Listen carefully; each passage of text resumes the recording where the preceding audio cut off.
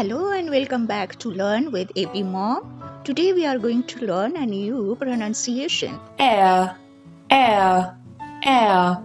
Remember, in this sound we have two different sounds put together and made a new syllable. What happens when we start speaking quickly? We sound like air, air, where it's supposed to be. Air, air. It sounds like Air, air. Now let us read these words together. Air, air, air. Diary, diary, diary. Hair, hair, hair, hair. Just notice the R sound is not pronounced so clearly in British pronunciation. That we'll take it later. For example, where is the chair?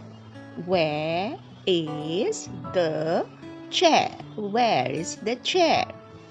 So let us read it more faster. Where is the chair? I hope you enjoyed today's lesson. So see you next time with another new British pronunciation with AP Mom. Bye.